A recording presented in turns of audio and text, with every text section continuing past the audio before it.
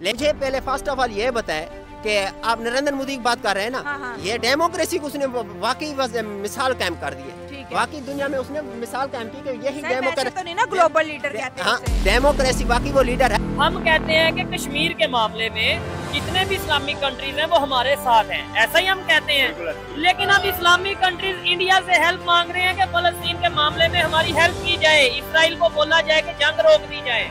ये तो इंडिया से हेल्प शर्म का मुकाम है हमारे। हर चीज़ जो होती है डेवलपमेंट्स नहीं होती। बेशक बीजेपी ने बहुत ज़्यादा डेवलपमेंट्स की है। हमारी ये कश्मीर जो पाकिस्तानी कश्मीर है उसमें ये चीज़ें करना बहुत दूर की बात है और हम उससे तकरीबन कोई 50-60 साल पीछे हैं। अभी जो इंडियन ऑक्यूपाइड कश्मीर है उसमें जो डेवलपमेंट हुई है वो बहुत ज़्यादा हुई हैं। लेकिन अगर इलेक्शन हारने की एक वजह देखी जाए तो उसमें ये वजह ज़्यादा नुमाया नज़र आएगी। आज थोड़ा सा बहुत ही इम्पोर्टेंट विषय पे हम वीडियो बना रहे हैं। जो हाल ही फिलहाल जम्मू कश्मीर में जो इलेक्शन हुआ उस पर जो रिज़ल्ट निकला वो कुछ चौंकाने वाला रिज़ल्ट था नहीं। सबको पता था कि ऐसा ही आने वाला नतीजा।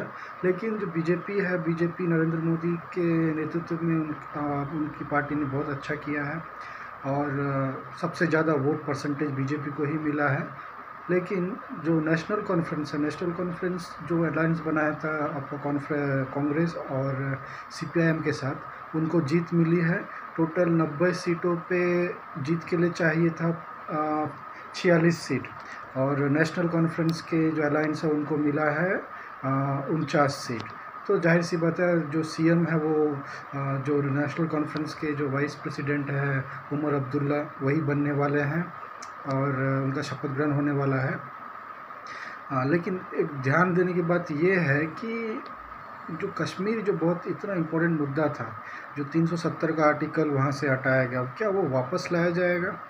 जी नहीं। इस पे दोनों नरेंद्र मोदी जी और अमित शाह दोनों ने बहुत ही गंभीर रूप से चैलेंज करते हुए कहा है कि भाई किसी में दम है तो इसको हटा के दिखा दे, क्योंकि ये कोई आम चीज़ है नहीं। और जिसको भी हटाना है वो खुलेआम एक प्रेस कॉन्फ्रेंस करके हमको चैलेंज करके बताए कि हम इसको हटाने वाले हैं। किसी में वो हिम्मत है नहीं। ये मोदी जी ने बिल्कुल ही साफ साफ बता दिया है। तो आप लोग टेंशन मत लीजिए। भले ही बीजेपी हार गई है, नेशनल कॉन्फ्रेंस को मौका मिला है, अच्छा सरकार बना, 10 साल बाद चुनाव हुआ है जम्मू कश्मीर में और पिछले 6 साल से तो प्रेसिडेंट टूर लगा ही हुआ था।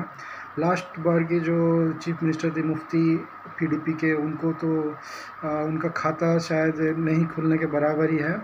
और जो सबसे ज़्यादा जो सिक्योरिटी डिपॉजिट जो जब्त होता है, मतलब इसका मतलब ये है कि अगर कोई कैंडिडेट इलेक्शन लड़ता है और उसको जो टोटल वोट पड़े हैं उस रीजन में, मीन्स उस कॉन्स्टिट्यूंसी में, उसमें से 1/6 से भी कम अगर उसको वोट मिलता है ना, तो उसने इलेक्शन में जब पर्चा भरा था तो उस वक्त जो उन्होंने सिक्योरिटी डिपॉजिट रखा होगा अपना कोई भी संपत्ति का कुछ भी, वो वापस नहीं मिलने वाला।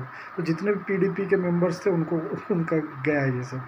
और नोटा भी 1% के ऊपर नोटा वोट पड़े हैं। लेकिन देखने की बात यह है कि जो मफलर वाले को 1 सीट मिला है। जी हाँ दोस्तों, आपको मिला, डोडा असेंबली सीट मिला है।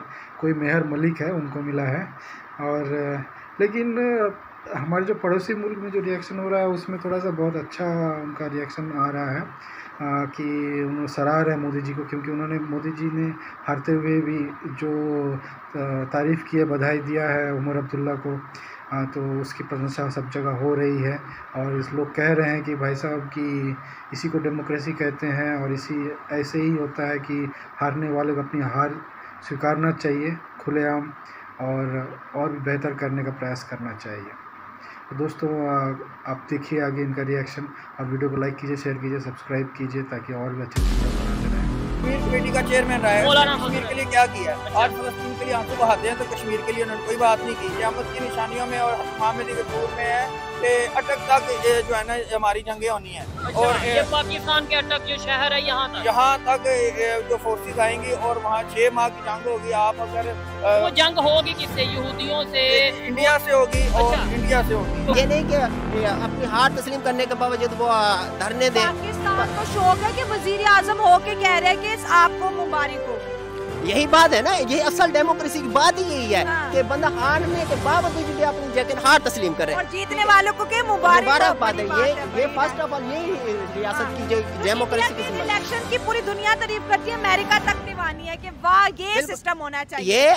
ये जो है ना इंडिया में जो कॉन्स्टिट्यूशनल मतलब आइन चाह रहे 1950 largest constitutional of the world.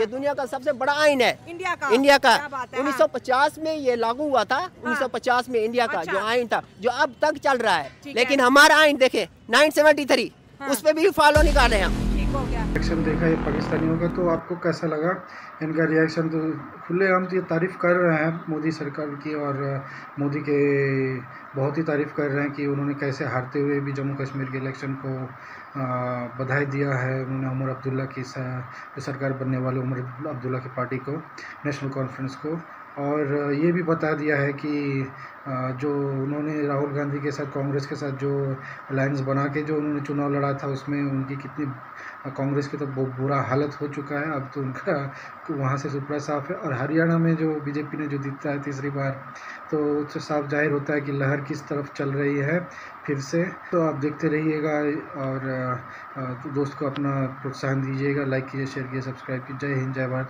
Vande Mataram.